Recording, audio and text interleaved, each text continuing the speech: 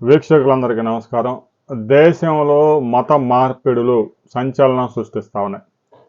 కేవలం చదువులేని వాళ్ళనే అనేక మాయమాటలు చెప్పి ఓ మతం వారు ఆ మతంలోకి మారుస్తూ ఉన్నారు అనే అంశాలు సోషల్ మీడియాలో ఇటీవల కాలంలో పెద్ద ఎత్తున వచ్చాయి. వీడియోలు కూడా వస్తూ ఉంటాయి. ప్రార్థనలకు వస్తే స్వస్థత చేకూరుతుంది, చెవిటివాడు వినగలుగుతూ ఉన్నాడు, మోగవాడు మాట్లాడగలుగుతూ ఉన్నాడు, ఎయిడ్స్ తగ్గిపోతుంది, సంతానం కలుగుతుంది, మీ బాధలన్నీ తొలగిపోతాయి అని చెప్పేసి రకరకాలుగా మాయమాటలు చెప్పి వాళ్ళందరినీ పోగేసి మతాలు మారుస్తూ ఉంటారు. అలా కాకుండా ఉన్నత విద్యలు చదివి సాఫ్ట్వేర్ ఇంజనీర్లుగా పనిచేస్తున్న వారిని కూడా ఓ ఉగ్రవాద మంద వారి మతంలోకి మార్చడానికి చేసిన ప్రయత్నం ఇప్పుడు దేశవ్యాప్తంగా చర్చకు దారితీసింది. టీసీఎస్ మంచి కంపెనీ, ప్రపంచంలోనే అగ్రగామి 20 ఐటీ కంపెనీల్లో టీసీఎస్ కూడా ఉంది. భారతదేశంలో అతిపెద్ద ఐటీ కంపెనీ. అయితే ఐటీ కంపెనీలో నిపుణులు అందరినీ కులాలకు అతీతంగా, రిజర్వేషన్లకు అతీతంగా అన్ని కులాల నుంచి ఉంటారు. అయితే ఒక మంద నాసిక్ టీసీఎస్ క్యాంపస్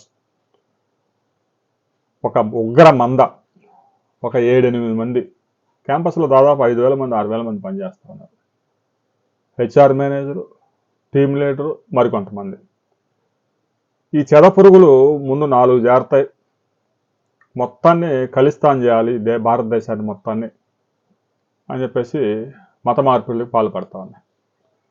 ఉద్యోగంలో కొత్తగా చేరిన యువతల్ని టార్గెట్గా చేయడం, అప్పుడే కాలేజీ నుంచి ఫ్రెష్గా వెళ్ళిన వాళ్ళని బెదిరించడం, వారి ఫోన్లు గుంజుకోవడం, వారి ఉద్యోగం తీసేస్తామని చెప్పడం, నీకు అసలు పని రావడం లేదని ప్రాజెక్టు టీమ్ లీడర్ని బెదిరించడం, హెచ్ఆర్ దగ్గరికి వెళ్ళి చెప్పుకుంటే హెచ్ఆర్ మేనేజర్ కూడా నువ్వు మతం మారితే నీకు మంచి ప్రయోజనాలు ఉంటాయని చెప్పడం, రకరకాలుగా వాళ్ళని ట్యూన్ చేయడం, బ్రెయిన్ వాష్ చేయడం, మతాన్ని మార్పించే కార్యక్రమం జరుగుతూ ఉంది. ఇప్పటికే బంగ్లాదేశ్ నుంచి ఆ ఉగ్ర మోకల గుంపులుగా ఈ తురక మంద పశ్చిమ బెంగాల్ని సర్వనాశనం చేసి హైదరాబాద్ పాత బస్తీకి చేరి, ముంబైలో చేరి బంగ్లాదేశ్ కాలనీని ఏర్పాటు చేసినాయి. ఈ విధంగా ఉంటే ఇక టీసీఎస్లో వెలుగు చూసిన అంశాలు మనం పరిశీలిస్తుంటే ఇది కేవలం ఒక నాసిక్కే పరిమితమైందా? దేశవ్యాప్తంగా అన్ని ఐటీ కంపెనీల్లో నిఘా ఉంచాల్సిందే. నాసిక్ టీసీఎస్లో జరిగిన విషయాన్ని వెలికి తీయడానికి పోలీసులు చేసిన ఆపరేషన్ను మనం మెచ్చుకోవాలి. మహిళా కానిస్టేబుల్ హౌస్ కీపింగ్గా చేరి ఆ బాత్రూమ్లు, అక్కడ ఫ్లోర్లు కడిగే పనులు చేసుకుంటూ అక్కడ విషయాలని బయటికి లాక్కొచ్చారు. లేదంటే అది వెలుగు చూసేది కాదు. అక్కడ ఉన్న బీజేపీ ఎంపీ సీరియస్గా తీసుకోబట్టి ఆ కేసు వెలుగులోకి వచ్చింది.